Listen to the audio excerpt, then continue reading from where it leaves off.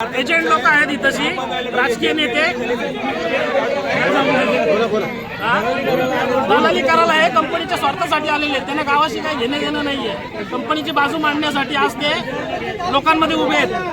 लोक जनतेबद्दल काहीच बोलत नाहीये. हे समाधान बैलमारे सावरोलीचे कंपनी नारायण राजकीय स्वतःच्या धंद्यासाठी इथे येतात, स्थानिकांना त्रास देतात.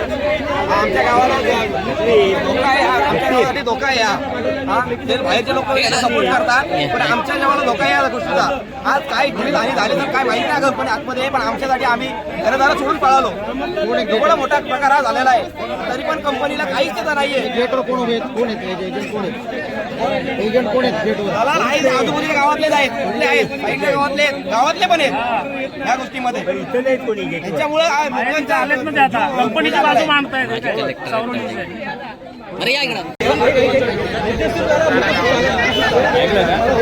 सरपंच उपसरपंचांची काय भूमिका आहे ते सुद्धा इथं कळणं गरजेचं आहे. सरपंच उपसरपंचांची काय भूमिका आहे त्यांनी इथं आले पाहिजे ते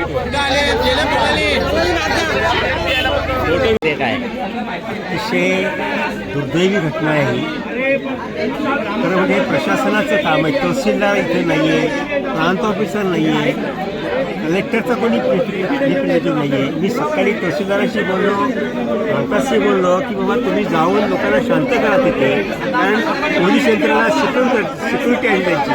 तर ते किती दिवस किती वेळ त्यांची वाट पाहणार आहे ते. तुम्ही इथे जाऊन मॅनेजमेंटची गप्पा मारा. मी इथे मॅनेजमेंटशी बोलल्याशिवाय कुठलाही ते मुद्दा उपस्थित झालेले ते निवारण होणार नाही. माझी विनंती प्रशासनाला, तहसीलदारला आणि प्रांताला की त्यांनी स्वतः इथे येऊन पब्लिकला शांत करावं. इथे जी दुर्घटना घडली, आपण रात्री 5 ते 6 गावं जवळपास 2-3 किलोमीटर दूर गेली होती. ही वस्तुस्थिती आहे. आम्हाला रात्रीच काय होतं असं घडू नये. आणि इथे केमिकल झोन नसताना इथे कंपनीला परवानगी कशी दिली हाही विचार झाला पाहिजे. कंपनीची केस गेली 10-20 वर्ष झाली, तिचा अजून निकाल नाही. कलेक्टर ऑफिसकडे जी केस चालू आहे त्याचा निकाल नाही. अशा पद्धतीने हे चालू आहे. काही तिथे भ्रष्टाचारामुळे या कंपनीला त्यांनी संमती दिली की काय याचाही विचार व्हायला पाहिजे. अतिशय वाईट आहे परिस्थिती. इथे पब्लिकला त्रास होतो आहे. मी महाडला असताना, महाड HDO असताना असाच प्रकार झाला होता. मी एका स्ट्रोकमध्ये 11 कंपन्या तिथे बंद केल्या आहेत. CRPC 133 खाली जे सेक्शन आम्हाला आहेत, प्रशासनाला जे आहेत, त्या प्रशासनाच्या SDM या अधिकाराखाली आम्ही त्या कंपन्या बंद केल्या होत्या.